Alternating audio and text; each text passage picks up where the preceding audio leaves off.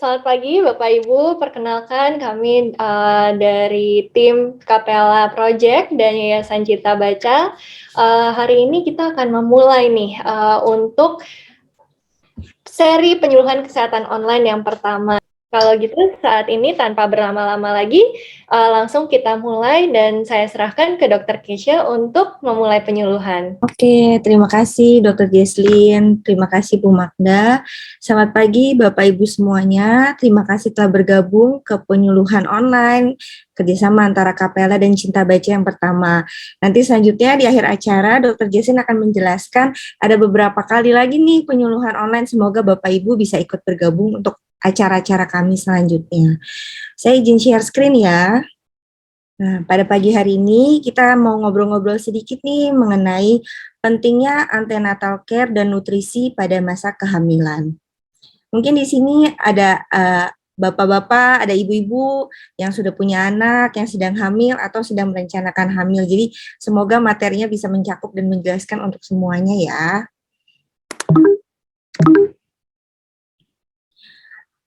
ANC atau antenatal care itu sebenarnya apa sih? ANC kan singkatannya dari antenatal care, yaitu pemeriksaan pada saat kehamilan. Selama pada masa kehamilan itu dibagi menjadi 3 trimester. Dalam kehamilan itu sebaiknya minimal dilakukan pemeriksaan sebanyak 6 kali. Kapan aja sih? Pada trimester pertama, pada saat pertama kali tahu hamil sampai 12 minggu kehamilan atau pada saat 3 bulan, seenggaknya pemeriksaan sebanyak minimal 2 kali. Pada saat trimester kedua, pada usia kehamilan 12 minggu sampai 28 minggu atau usia kandungan 3 bulan sampai dengan 7 bulan, minimal melakukan pemeriksaan sebanyak 1 kali. Pada saat trimester ketiga, yaitu pada usia kehamilan 28 minggu sampai dengan persalinan, minimal melakukan pemeriksaan sebanyak 3 kali dengan total pemeriksaan yaitu 6 kali. Nah, pada saat trimester pertama, semua ibu hamil wajib untuk bertemu dokter, baik dokter umum ataupun dokter kandungan untuk screening kesehatan dan melakukan pemeriksaan darah lengkap. Kemudian kapan wajib bertemu dokter lagi? Pada saat trimester ketiga, yaitu 1 bulan sebelum taksiran persalinan. Untuk apa? Untuk ditentukan apakah persalinannya dapat normal atau dilakukan tindakan sesar. Apa aja sih yang penting di dalam antenatal care? Apa saja yang kita lihat, apa saja yang dinilai? Jadi ada namanya 10T. Pada slide selanjutnya saya akan membahas mengenai 10T itu apa aja. Yang dinilai adalah pertama, masalah dari gizi ibu hamil tersebut. Apabila memang ada masalah, harus segera ditangani untuk permasalahan gizinya. Selanjutnya, apakah ibu hamil itu beresiko atau tidak? Apabila memang ibu hamil yang beresiko, harus dilakukan persalinan di fasilitas kesehatan yang lebih tinggi seperti rumah sakit. Kemudian, apakah ada komplikasi dalam kebidanan sehingga dapat melakukan persalinan di rumah sakit? Kemudian apakah ada penyakit tidak menular, penyakit menular, ataupun ada gangguan jiwa. Apabila ibu hamil dalam keadaan sehat, harapannya dapat melakukan persalinan yang aman, serta melahirkan bayi yang sehat. Nah, ini adalah pelayanan antenatal sesuai standar menurut Permenkes. Ada 10T yang tadi sebelumnya saya bilang. Pertama, yang pasti ibu hamil yang datang melakukan pemeriksaan akan diukur tinggi badan dan diukur berat badannya. Selanjutnya akan diukur tekanan darahnya, apakah tekanan darahnya normal atau tekanan darahnya tinggi. Yang ketiga adalah dilihat berapa sih ukuran dari lingkar lengan atasnya untuk menilai ukuran status gizinya. Apabila lingkar lengan atasnya kecil atau di bawah 23,5 cm, artinya ibu hamil tersebut mengalami KEK, yaitu kekurangan energi kronis. Yang keempat, pada saat masuk ke dalam ruang pemeriksaan, biasanya di bidan akan diukur tinggi fundus uteri. Kemudian ditentukan bagaimana presentasi janinnya, bagaimana detak denyut jantung janinnya, apakah normal atau tidak. Kemudian yang keenam adalah diperiksa status imunisasi tetanusnya. Apabila sebelumnya belum pernah melakukan imunisasi tetanus, maka akan diberikan suntikan tetanus. Selanjutnya akan diberikan tablet besi. Seenggaknya semua ibu hamil harus mengkonsumsi minimal 90 tablet besi selama kehamilan. Yang kedelapan adalah tes laboratorium. Laboratorium apa saja yang penting? Pertama dari HB, kemudian golongan darah, kemudian penyakit seperti hepatitis B, HIV, sifilis, dan dilakukan pemeriksaan urin untuk melihat apakah kondisinya terdapat protein dalam urin atau tidak. Yang ke-9 adalah tata laksana yang akan dilakukan oleh dokter. Yang ke-10 adalah konseling atau temu bicara. Berikut adalah kondisi ideal untuk hamil yang sehat atau apakah seorang ibu itu layak hamil. Pertama adalah usianya harus dalam rentang 20 sampai 35 tahun. Apabila usianya kurang dari 20 tahun atau lebih dari 35 tahun, berarti ibu hamil tersebut tergolong dalam ibu hamil resiko tinggi dalam kehamilan. Yang kedua, status gizinya normal, dilihat dari IMT-nya. Yang ketiga, tinggi badan lebih dari 145 cm. Yang keempat, tidak KEK yang sebelumnya saya bahas, lingkar lengannya lebih dari 23,5 cm. Selanjutnya adalah tidak anemia. Artinya anemia apa? HB-nya itu tidak anemia adalah HB yang lebih dari 12. Kemudian jumlah anak kurang dari 2 orang, jarak kehamilan minimal adalah lebih dari 2 tahun. Selanjutnya adalah tidak memiliki riwayat yang buruk pada kehamilan sebelumnya, tidak mempunyai riwayat atau sedang menderita penyakit kronis seperti darah tinggi, diabetes, kanker, ataupun masalah kejiwaan. Yang terakhir, baik ibu maupun suaminya tidak mengidap penyakit penular seperti TB paru atau penyakit seperti HIV maupun hepatitis B. Nah, tadi dijelaskan di awal bahwa selama kehamilan minimal bertemu atau melakukan pemeriksaan selama 6 kali. Tetapi apabila ibu-ibu hamil memiliki gejala-gejala berikut, boleh datang langsung untuk melakukan pemeriksaan. Seperti apa gejalanya? Misalnya ibu hamil mengalami muntah-muntah hebat, biasanya di awal kehamilan. Kemudian mengalami pendarahan, atau tekanan darah tinggi. Biasa ibu-ibu tekanan darah tinggi akan kontrol rutin setiap bulan untuk pemeriksaan kehamilannya. Atau tiba-tiba ibu hamil mengalami nyeri kepala yang hebat ataupun gangguan penglihatan. Atau tiba-tiba perutnya sakit, kontraksi, atau ada air yang keluar terus yang menandakan seperti pecah ketuban. Atau yang ketujuh adalah tidak merasakan gerakan janin yang sebelumnya kok janinnya aktif, tiba-tiba janinnya diam aja, distimulasi diam aja, tidak ada gerakan, itu juga harus langsung dilakukan pemeriksaan. Dan yang terakhir, apabila ibu hamilnya tidak sadar atau kejang, harus langsung dibawa ke fasilitas kesehatan. Selanjutnya, saya akan membahas mengenai 1000 HPK. Pasti teman-teman semua udah sering dengar nih 1000 HPK.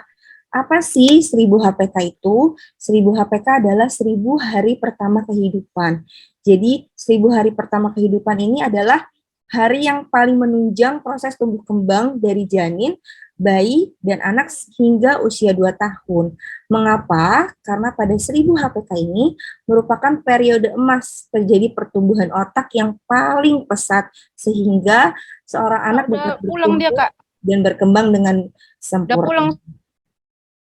Kapan sih 1000 HPK?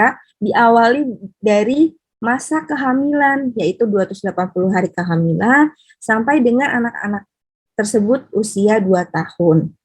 Jadi dari ibunya hamil sampai usia anaknya 2 tahun itu adalah masa emas atau masa yang paling penting. Karena kalau misalnya tidak mengalami gangguan pada 1000 hari pertama kehidupan ini, berpengaruh pada kehidupan anak tersebut untuk selanjutnya. Nah, apa sih yang berakibat apabila anak kurang gizi dalam 1000 hari pertama kehidupan ini? Anaknya jadi tidak cerdas karena pertumbuhan otaknya terhambat, bisa berpotensi menjadi pendek, perkembangannya terganggu, anak-anaknya menjadi gampang sakit atau lemah, atau nanti pada saat sekolah anak-anaknya jadi sulit untuk mengikuti pelajaran.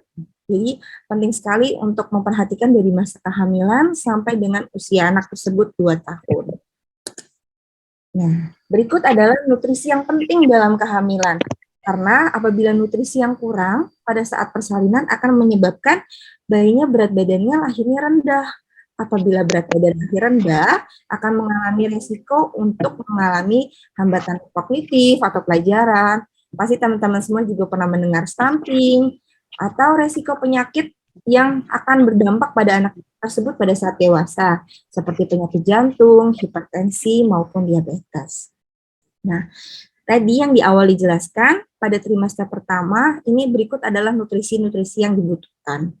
Karena pada trimester pertama adalah pembentukan organ yang sangat vital, seperti otak, jantung, dan lain-lain. Berikut adalah gambarnya. Jadi bisa dilihat di sini, pada awal-awal kehamilan merupakan perkembangan organ yang utama, sehingga setiap ibu hamil harus memperhatikan sejak awal kehamilan, bahkan mempersiapkan dari sebelum kehamilan. Nah, pasti teman-teman semua pasti pernah mendengar stunting nih. Apa sih yang menyebabkan stunting? Nah, ternyata stunting ini disebabkan dari sebelum hamil. Sebelum hamil gizinya tidak memadai untuk hamil. Pada saat hamil, ibunya merokok atau minum alkohol, terdapat penyakit seperti hipertensi, kekurangan vitamin seperti yang penting adalah besi dan asam folat, atau memiliki penyakit menular seperti TBC, HIV. Dan setelah hamil, setelah ibunya melahirkan, apakah ibunya mengalami depresi sehingga menyebabkan ASI-nya untuk bayinya tidak memadai, makanan pendamping ASI-nya pun tidak bergizi, apakah anak-anaknya sering mengalami infeksi seperti diare dan pneumonia, ataupun anaknya mengalami cacingan.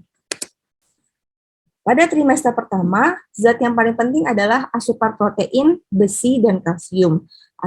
Dan juga bisa memberikan makanan tambahan ataupun camilan, makanan yang berserat, dan cairan yang ditambahkan 400 ml per hari. Sedangkan pada trimester kedua dan ketiga, pentingnya untuk mengkonsumsi kalsium untuk perkembangan janin. Karena pada 2 trimester ini, janin berkembang paling pesat, serta dilihat kenaikan berat badannya. Dan selama hamil tidak boleh diet ya. Berikut adalah total kenaikan berat badan yang diharapkan. Apabila ibu-ibu hamil memiliki IMP yang normal, selama kehamilan diharapkan total kenaikan badannya sebanyak 11,5 sampai 16 kg. Kenapa? Karena apabila ibu-ibu hamil yang kurus ini dapat meningkatkan risiko kelahiran yang preterm, berat badan bayinya rendah. Sedangkan yang obesitas juga bisa memiliki risiko terkena hipertensi atau preeklamsia maupun diabetes. Nah, ini dapat dilihat anjuran konsumsinya. Setiap makanan ibu hamil harus terdiri dari karbohidrat, lemak, dan protein. Harus membatasi gula dan perbanyak air putih. Tadi yang saya sebutkan sebelumnya, zat yang paling penting dalam kehamilan adalah pertama adalah besi, karena kebutuhan besi selama kehamilan akan meningkat. Sedangkan cadangan besi dalam tubuh ibu hamil akan menurun mengikuti usia kehamilan. Memang kenapa sih kalau ibu hamil tersebut defisiensi besi, akibatnya apa? Pertama, terdapat menjadi gangguan perkembangan janin dan perkembangan otak, dapat mempengaruhi kecerdasan dan perkembangan dari anak tersebut, meningkatkan risiko kelahiran preterm dan berat badan lahir rendah, meningkatkan mortalitas perinatal, serta meningkatkan risiko anemia pada bayi dalam 1 tahun pertama. Apa sih ciri-ciri anemia? Pasti teman-teman pernah dengar nih, 5L. Lemah, letih, lesu, lelah, dan lalai. Kemudian ciri-cirinya apalagi? Wajahnya terlihat pucat, dari kelopak mata, lidah, bibir juga bisa terlihat pucat, matanya berkunang-kunang, dan pusing. Kadar anemia bisa ditentukan apabila HB kurang dari 11. Kenapa sih ibu hamil itu rentan dari anemia? Karena pola makan yang kurang beragam, gizi yang tidak seimbang, kurang asupan zat besi. Dari mana sih asal zat besi itu? Dari hati, ikan, telur, daging, sayuran, dan buah-buahan. Kemudian kurang energi kronis, ataupun kehamilan berulang dalam waktu singkat, atau infeksi seperti cacingan ataupun malaria. Nah, berikut adalah pencegahan dari anemia. Pertama, ibu-ibu harus mengkonsumsi makanan yang kaya zat besi dan protein. Makannya harus beraneka ragam dengan gizi seimbang dengan penambahan 1 porsi makan per hari. Ketiga, minimal minum tablet tambah darah 90 hari selama kehamilan, menggunakan alas kaki untuk mencegah infeksi cacing, menggunakan kelambu untuk mencegah malaria, mungkin kalau di Jakarta enggak ya. Kemudian melakukan aktivitas ringan, dan minum air putih minimal 8 gelas per hari. Nah, kira-kira begini nih Bapak Ibu isi piringnya. Harus ada makanan pokok, ada lauk pauk, ada buah, dan ada sayuran. Yang penting selanjutnya adalah asam folat dan B12. Kenapa sih? Karena apabila pada ibu hamil mengalami defisiensi asam folat, dapat menyebabkan gangguan seperti di gambar di atas bisa dilihat anencefali, lalu ada meningokel ataupun spina bifida. Apabila defisiensi B12 akan mengganggu perkembangan awal otak, dan apabila terdapat defisiensi dari dua-duanya, defisiensi itu artinya berkekurangan zat tersebut dalam tubuh, dapat menyebabkan perilaku abnormal dan gangguan dari perkembangan anak. Jadi dua zat ini penting banget untuk perkembangan otak pada masa kehamilan. Nah, berikut adalah nutrisi yang dibutuhkan dan ditambahkan selama hamil maupun selama menyusui dari energi, protein, vitamin A, besi, folat, iodium, kalsium, dan zinc.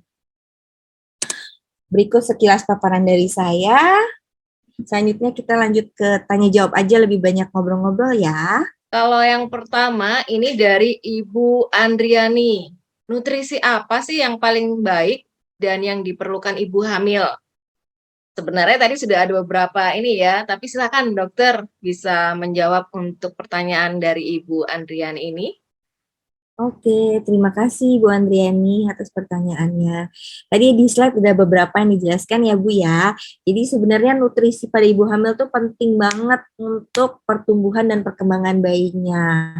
Ada beberapa zat yang penting. Yang tadi pertama zat besi. Zat besi itu bisa didapat dari apa? Dari protein seperti ikan, daging, hati, tempe.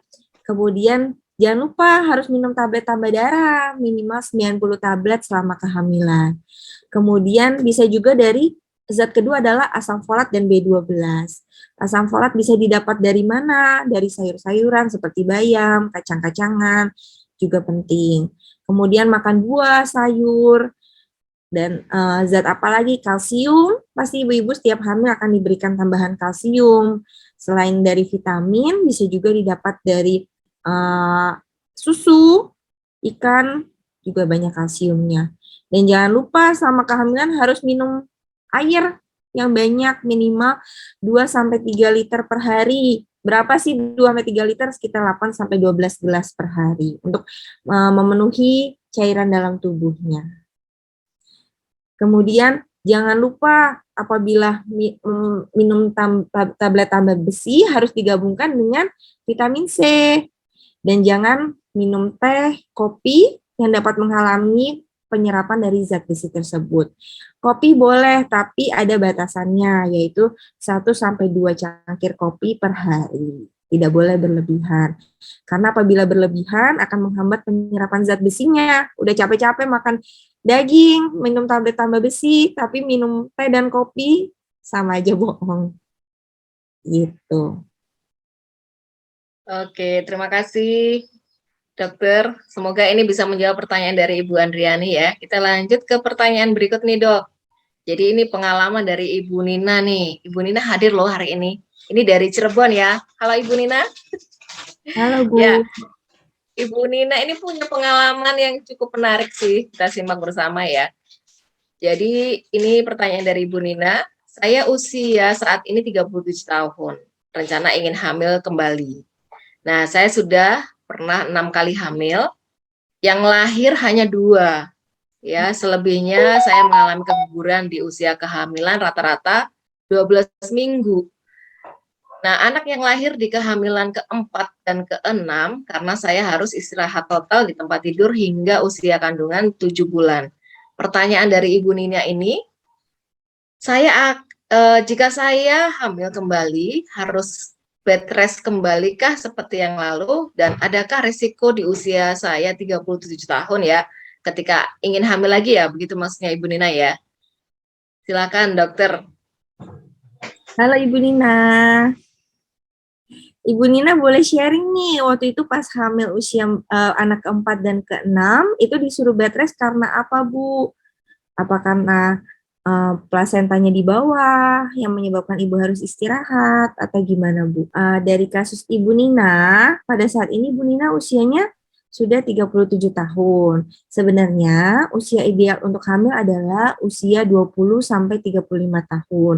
Jadi apabila ibu ingin merencanakan kehamilan di atas 35 tahun, artinya termasuk dalam ibu hamil yang risiko tinggi. Apalagi ibu ada riwayat keguguran 4 kali dan dalam 2 kehamilannya harus bed rest total di rumah. Jadi kalau menurut saya, apabila ibu memang merencanakan kehamilannya, lebih baik konsultasi dahulu ke dokter kandungan. Apabila dari dokter kandungan mengatakan kondisi ibu semuanya dalam keadaan baik, dapat hamil, ya silahkan. Tapi apabila kondisinya tidak memungkinkan, ibu sudah ada berapa anak? 2 ya, Bu ya? Sudah ada 2 anak. Kalau menurut pemerintah 2 anak cukup, Bu. Itu ya, Bu, saran dari saya baiknya tetap konsultasi terlebih dahulu ke dokter kandungan sebelum merencanakan kehamilan agar diperiksa terlebih dahulu. Ini ada pertanyaan, kalau anak baby atau anak bayi mungkin ya flu, apa cara terbaik untuk membuang ingusnya nih, Dok? Dari Pak Anton ya ini. Oh, Pak Anton. Ya, Pak Anton, kalau anaknya flu, pertama harus dicari dulu nih sebabnya flu-nya kenapa, diperiksakan ke dokter anak. Apabila memang kadang suka anak bayi, ingusnya susah ya keluarnya, dokter anak biasanya menyarankan untuk disemprot. Jadi dipakein suntikan, dimasukin NaCl, dibantu disemprot untuk mengeluarkan ingusnya. Apabila anaknya memang bisa berkoordinasi untuk disemprot, nggak semua anak kadang mau ya dilakukan seperti itu. Atau ada beberapa alat untuk menyedot ingus juga dijual di luaran. Apabila bisa anaknya mau, boleh dicoba. Tapi namanya anaknya sakit harus tetap diperiksakan dahulu ke dokter anak. Jadi nggak boleh diobatin sendiri. Itu ya, Pak. Iya, semoga itu menjawab Pak Anton. Pertanyaan berikutnya nih, Dok. Ini cukup menarik ya. Ini dari Ibu Clara Junita. Hari ini hadir nih. Halo Ibu Clara.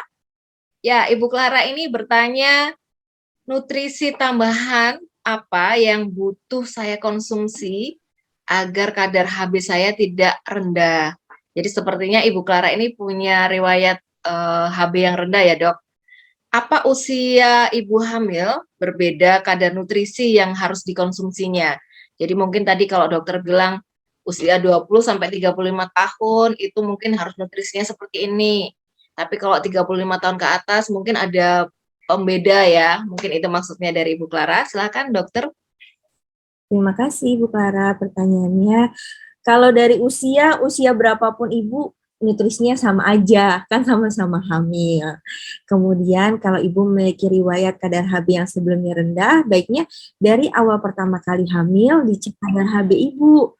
Jadi bisa diterapi apabila memang kadar HB-nya rendah. Lalu untuk makanannya seperti yang dijelaskan sebelumnya, makanan-makanan yang kaya akan zat besi. Apa sih? Protein-protein hewani, ikan, daging, hati, semuanya yang kaya akan zat besi itu harus sering dikonsumsi. Dan jangan lupa minum tablet tambah darah digabungkan dengan vitamin C. Apabila memang kadar HB-nya rendah, apakah tablet tambah darahnya harus ditambahkan? 2 atau 3 kali sehari itu bisa dilihat dari kadar HB yang diperiksakan pada saat kehamilan pertama kali. Tahu hamil, jadi dicek HB-nya dulu nih, Bu. Berapa sih HB-nya, anemi atau enggak? Gitu. Mungkin cukup menjawab Ibu Clara? Sudah cukup menjawab ya. Kita lanjut ke pertanyaan berikutnya ya, Dok. Ini dari Ibu Dwiana Putri. Ya, halo Ibu Dwiana, sepertinya Ibu Dwi juga hadir hari ini ya. Bu Dwi bertanya nih, dokter, kapan sih ibu hamil harus melakukan ANC ya? Tadi kan hari ini kita dijelaskan apa itu ANC. Nah, kapan harus dimulainya dan apa sih dampaknya jika tidak melakukan ANC? Jadi tadi sebenarnya di slide juga sudah ada ya. Silakan dok, mungkin bisa dipaparkan kembali. Oke, terima kasih Ibu Dwi. Tadi seperti di awal AEC seenggaknya minimal 6 kali ya Bu selama kehamilan. Dengan dalam 6 kali itu, misalnya Ibu periksa ke bidan boleh. Dari periksa ke bidan minimal 2 kalinya harus bertemu dokter. Mau dokter umum boleh, mau dokter kandungan boleh. Kenapa sih harus periksa hamil? Untuk melihat pertumbuhan dan perkembangan dari janinnya. Nah, kemudian apabila ketemu dokter kandungan, biasanya ibu-ibu pasti akan di USG. Di USG apa yang dilihat? Apakah organ dari bayinya itu lengkap atau enggak? Bagaimana letak bayinya? Apakah kepalanya yang di bawah? Ataukah sungsang atau pantatnya yang di bawah? Bagaimana letak ari-arinya? Apakah normal atau tidak? Jadi apabila dari hasil USG-nya itu ada masalah, bisa dideteksi lebih dini. Jadi enggak pada saat tiba-tiba udah mau lahiran, tiba-tiba bukan kepala yang di bawah bagian terbawah bayinya itu bokong ataupun kaki, otomatis kan harus dilakukan operasi. Jadi dari ibunya sendiri juga untuk mencegah komplikasi, misalnya pada pemeriksaan pasti ibu-ibu kan dicek tekanan darah, apakah ibu mengalami darah tinggi, apabila mengalami darah tinggi harus diterapi, dicek pemeriksaan darahnya, bagaimana HB-nya, anemia atau tidak, apabila anemia harus segera diterapi, apakah ada gula darahnya tinggi atau diabetes, ataupun ada penyakit yang paling penting adalah seperti HIV, sifilis, maupun hepatitis B. Jadi harapannya ibu minimal 6 kali bertemu untuk melakukan pemeriksaan AMG. Itu ya Bu. Semoga bisa menjawab ya Ibu dengan jawaban pemaparan dari dokter. Ibu Dwi bisa merasa cukup ya dengan jawaban tersebut. Baik, kemudian ini ada lagi nih dok, pertanyaannya, apa sih yang paling penting dijaga dalam trimester pertama kehamilan? Ya, jadi mungkin ini pertanyaan yang bisa dijawab oleh dokter untuk Ibu Josephine. Ya, apakah Ibu Josephine hadir hari ini? Saya belum lihat. Oh, ada Josephine Ketaren ya. Ya, silakan dokter untuk menjawab pertanyaan dari Ibu Josephine. Oke, terima kasih Bu Josephine. Nah, pada trimester pertama kehamilan, seperti yang tadi ada gambar bayi-bayi itu ya Bu, itu awal pembentukan organ bayi paling penting dari awal kehamilan. Jadi sebenarnya lebih baik lagi apabila ibu-ibu yang mau hamil, itu dipersiapkan dari sebelum kehamilannya. Jadi sudah mengonsumsi asam folat, karena asam folat kan tadi bisa dilihat untuk perkembangan otak dari bayinya. Jadi baiknya apabila merencanakan kehamilan dari 1 bulan sebelumnya sudah mengonsumsi asam folat, boleh asam folat sendiri atau asam folat yang tergabung dalam multivitamin. Selain itu dari sebelum hamil, baiknya sih kan kalau remaja-remaja di Indonesia kan banyak yang anemia ya Bu ya, HB-nya rendah. Jadi sebelum hamil sudah diperiksakan darahnya dulu, jadi bisa diperbaiki anemianya. Sehingga pada saat kehamilan semua kondisinya sudah dalam keadaan baik. HB-nya bagus, tidak ada infeksi menular seperti HIV, sifilis, ataupun ibu-ibu yang memiliki rezeki berlebih boleh diperiksa kadar toksoplasma, rubella atau TORCH ya Bu, karena banyak ibu-ibu yang ternyata pada saat sudah hamil, torchnya banyak yang positif yang menyebabkan ada kelainan pada bayinya. Jadi saran saya apabila memang merencanakan kehamilan, sudah dipersiapkan dari sebelumnya. Jadi apabila mengalami kekurangan zat-zat atau hal-hal seperti itu sudah bisa diterapi dari sebelum kehamilan. Gitu. Iya, menarik sekali. Ini sepertinya diskusinya bakal panjang nih. Aduh maaf ya karena ini di perumahan saya ada tukang sayur. Ya, wah semakin memanas ini pertanyaan-pertanyaannya luar biasa yang dimasukkan oleh ibu-ibu nih di chat room-nya ya. Ini saya akan coba acak aja ya karena mengingat waktu dan keterbatasan yang kita miliki. Jadi nanti kalau ada pertanyaan yang belum terjawab nanti akan kita balas ya dok ya melalui chat nanti oleh panitia ya akan menjawab pertanyaan dari ibu-ibu yang hari ini belum terjawab. Baik, ini ada pertanyaan lagi nih dok dari sebenarnya sama sih dari Ibu Andriani ya ini ada efek sampingkah kalau kita tidak minum susu selama kehamilan dok? Dan juga dari Ibu Marta itu di kondisi ideal ibu hamil ada poin tidak kek ya tadi Kak Eka tadi, itu apa ya dok? Ya, jadi dari dua ibu ini, Ibu Andriani dan Ibu Marta. Oke. Sebenarnya susu hamil itu hanya tambahan. Susu hamil boleh diminum, boleh enggak. Yang penting adalah makanannya dari ibu-ibu sendiri. Apabila dari makanannya sudah baik, nutrisi makronutrien dan mikronutrien yang sudah baik, udah cukup. Makanan aja udah cukup. Apabila memang ada pengen minum susu hamil, itu hanya tambahan aja ya Bu, nggak harus. Karena di dalam susu hamil kan intinya sudah ada yang di dalam makanan yang ibu-ibu makan. Jadi susu hamil hanya pendamping tambahan, tidak diharuskan. Kemudian dari Ibu Marta, apa sih kek ya? Kek itu kan Betul. kurang energi kronis. Nah, kriteria kek itu apa? Biasanya kalau ibu-ibu periksa hamil akan diukur lingkar lengan atasnya, Bu. Misalnya lingkar lengan atasnya diukur kurang dari 23,5 cm atau kurus, tapi nggak semua orang kurus, tangannya kurus kan ya Bu ya? Nah, kalau kurang dari 23,5 cm, kita kriteriakan sebagai kurang energi kronis. Nah, biasanya kalau misalnya kurang energi kronis itu akan dikonsultasikan ke gizi untuk diedukasi makanan apa, tambahan apa aja yang harus dimakan selama kehamilan. Nah, nanti dipantau setiap bulan apakah lingkar lengan atasnya bertambah atau tidak. Atau biasanya kalau di puskesmas akan diberikan tambahan biskuit hamil gitu. Iya, semoga ini menjawab ya, ibu-ibu terpuaskan dengan pemaparan dari Dokter Jessica. Ya, baik pertanyaan berikutnya nih dok di room chat ini dari Pak Anton tadi ya. Jadi dari Pak Anton ini, kenapa ibu hamil tidak bisa diet? Karena ada kekhawatiran janin akan besar, akan sulit dalam masa kelahiran kah? Ibu hamil. Gimana ya, ibu hamil harus diet nih dok. Jadi Lupakan diet ya. pada prinsipnya pada ibu hamil makannya ya sama kayak kita yang biasa, tidak boleh berlebihan juga. Biasanya ditambahkan, kalau misalnya menurut teori sih ditambahkan 300 kilokalori per hari.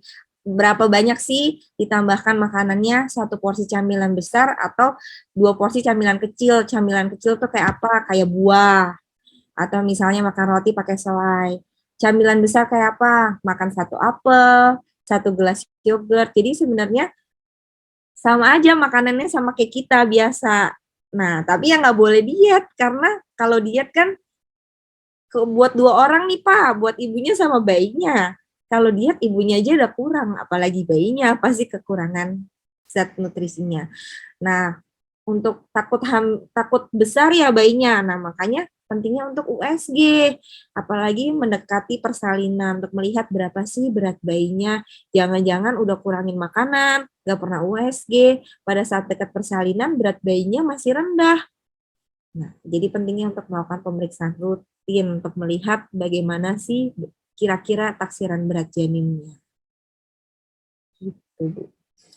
Iya, terima kasih. Ini ada pertanyaan lagi dari Ibu Marta ini. Jadi, bagaimana melihat status gizi normal dari angka IMT yang dokter sampaikan tadi? Wah, udah di-share screen sama Dr. Jesslyn. Ini ya Bu ya, kalau melihat IMT itu harus dihitung berapa berat badan ibu dibagi dengan tinggi badan. Tinggi badannya dalam meter. Berat badannya bukan berat badan sekarang, tapi berat badan sebelum hamil. Berapa berat badan sebelum hamil, lalu dinilai masuknya ke dalam kategori apa. Nah, misalnya ibu dalam kategori overweight nih. Dalam kategori overweight artinya IMT-nya nilainya dihitung pakai kalkulator antara 25 sampai 27.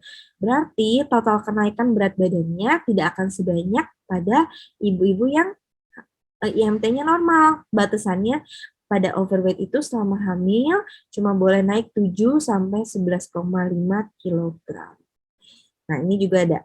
Boleh difoto ibu-ibu kalau mau. Ini kenaikan berat badan per trimesternya. Gitu. Harus pakai kalkulator, Bu. Dihitung ya, betul. Iya, harus dihitung. Iya, ini nyambung lagi nih pertanyaan Ibu Driani, dok. Dokter, apa sih yang penyebab bayi yang lahir kepalanya besar? Bagaimana cara mencegahnya? Wah, anak saya juga kepalanya besar, Pak. Jadi, mana pentingnya lagi USG. Biasanya tidak semua bayi yang lahir kepalanya besar itu adalah tidak normal. Apabila kepalanya besar masih dalam rentang yang normal, itu tidak masalah. Yang masalah adalah apabila kepalanya besar, ternyata ada gangguan di dalam kepalanya, misalnya ada cairan seperti hidrosefalus. Apabila di USG memang tidak ada gangguan, semua dalam keadaan normal, dalam rentang kurvanya normal, ya nggak masalah, tidak ada masalah. Itu. Kemudian ini ada pertanyaan lagi, Ibu ini ya, Ibu Nina ya. Mungkin lanjutan yang tadi ya, karena belum sempat unmute. Jadi saya bacakan, saya sudah tes virus kehamilan ya, tes tokso, rubella, dan lain-lain di awal kehamilan. Dari hasil tes menyatakan sehat, tidak terinfeksi. Saat itu di kehamilan keempat, dokter menyarankan untuk mencoba bed rest ya. Alhamdulillah, saran dokter saya jalani dan alhamdulillah aman hingga melahirkan. Dan saat hamil kelima, saya tidak bed rest dan kembali keguguran. Saat kehamilan ke-6, saya bed rest, alhamdulillah lahir kembali dengan sehat.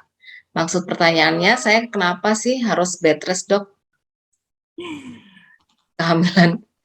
Ya, terima kasih. Bu Nina, mungkin kenapa disuruh bed rest lagi karena ibu memiliki riwayat keguguran yang berulang. Jadi mungkin harapan dokternya apabila dengan bed rest, ibu tidak kecapean, jadi nggak ada keguguran lagi. Tapi semua itu harus dilihat tergantung dari dokter kandungan masing-masing ya Bu ya. Kalau ditanya riwayatnya gimana, yang tahu dari dokter kandungannya karena rekomendasi dari dokter kandungannya. Tapi kalau menurut cerita ibu, menurut saya kenapa dokter yang menyuruh untuk bed rest karena ibu memiliki riwayat keguguran yang berulang sudah sampai 4 kali. Nah, makanya apabila ibu sekarang ingin merencanakan kehamilan lagi, ibu harus konsultasi terlebih dahulu ke dokter kandungan. Apakah kondisinya memungkinkan atau tidak untuk hamil kembali. Gitu ya Bu Nina. Oke Dok, ini ada pertanyaan ini ketika anak sudah lahir sepertinya ya ini. Tentang anak saya yang sulit makan, ini dari Ibu Salsabi. Adakah ibunya hadir hari ini? Ya, ini pertanyaannya tentang anak saya yang sulit makan hingga badannya kurus, padahal waktu bayi gemuk. Gimana nih dok? Wah, kalau sulit makan kayaknya permasalahan semua ibu-ibu yang MPASI ya Bu ya. Ibu Salsabila anaknya umur berapa ya Bu? Kalau anak sulit makan, GTM itu pasti permasalahan semua ibu-ibu ya. Sebenarnya yang penting adalah dicari dulu penyebabnya kenapa sih anaknya susah makan. Apa jangan-jangan anaknya ada tumbuh gigi atau tidak, sariawan atau tidak, lagi sakit demam atau tidak. Apabila sehat, dalam keadaan sehat, kita harus evaluasi lagi nih sebagai orang tua. Selama pemberian makan sudah mengikuti feeding rules belum? Apa sih feeding rules itu?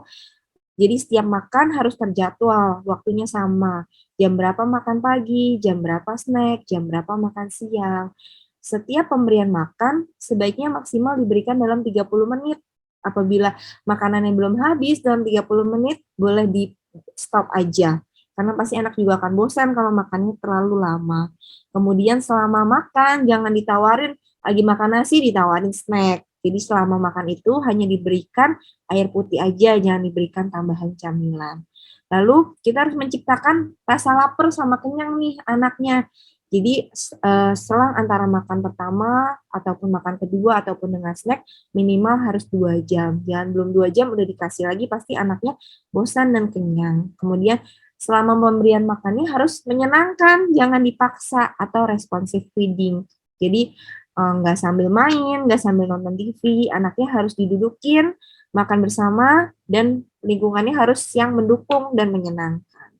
Lalu dilihat juga bagaimana sih variasi makanannya, jangan-jangan anaknya bosen, makannya itu-itu terus, hari ini, besok, besoknya lagi, makanannya sama. Lalu bagaimana teksturnya, jangan-jangan anaknya sudah harus naik tekstur, harusnya nasi tim tapi masih bubur saring, jadi harus dilihat juga. Lalu dilihat apakah anaknya ada penyakit-penyakit tertentu atau enggak.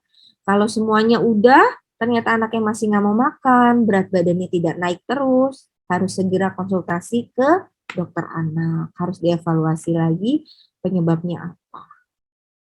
Gitu. Baik, dokter, terima kasih. Ya, ini ada satu lagi dari Ibu Amianti. Semoga ibunya hadir di sini ya.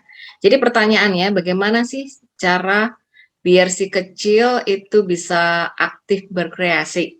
Ini mungkin ada kaitannya ya. Apakah harus cek ANC tadi ya, mungkin di kehamilan di awal ya, mungkin itu kali dok. Silakan dokter bisa memaparkan pertanyaan tersebut, Oke, menjawabnya. terima kasih Bu Amianti. Gimana sih supaya anak kecil aktif berrekreasi? Menurut saya yang penting berilah kebebasan untuk anaknya. Bebas anaknya mau bermain apa, bermain dalam bentuk apapun. Terus kemudian menciptakan kreativitas, kan biasanya anak-anak kan dengan main sendiri aja dia udah kreatif ya Bu ya. Mau main apa, nanti mereka berimajinasi sendiri, biarkan anak-anak tersebut mengeksplor apapun lingkungan di sekitarnya, dan tidak membatasi, jangan bentar-bentar anaknya apa, kita stop, jangan kayak gini. Kita sebagai orang tua harapannya cukup mengarahkan aja baiknya seperti apa, tapi tidak membatasi. Nanti jadi kalau terlalu membatasi, anaknya jadi tidak bebas, tidak bisa berekreasi banyak. Dan setiap anaknya apabila pintar, jangan lupa kita harus berikan apresiasi, karena pasti anak-anak akan senang kalau diberikan apresiasi ataupun ujian. Oke, nah tadi saya dengar-dengar udah mulai ada yang nanya tentang, banyak banget ya pertanyaan tentang balita. Nah, minggu depan, bukan minggu depan, 2 minggu lagi ya, 23 April boleh dilingkerin lagi di kalendernya jam 10 sampai jam 10.40 atau ya mepet-mepet sedikit ya. Itu nanti kita akan sharing lagi ya, penyuluhan kesehatan lagi mengenai malnutrisi pada balita gitu, dan gimana sih mencegahnya gitu ya. Jadi nanti sama kayak hari ini kita akan sharing juga, dan sebenarnya minggu-minggu kedepannya nanti kita akan lakukan berseri antara Yayasan Cinta Baca dan juga Yayasan Capella Project Indonesia. Nanti kita udah siapin nih, sejauh ini udah 12 topik dan masih bisa bertambah nih, karena kita benar-benar rindu untuk ibu-ibu akan juga belajar banyak tentang kesehatan, dan khususnya akan membantu pertumbuhan dan perkembangan anak di Indonesia. Selamat siang, sampai jumpa di penyuluhan kesehatan online di seri selanjutnya antara Yayasan Cinta Baca dan Yayasan Capella Project. Dadah!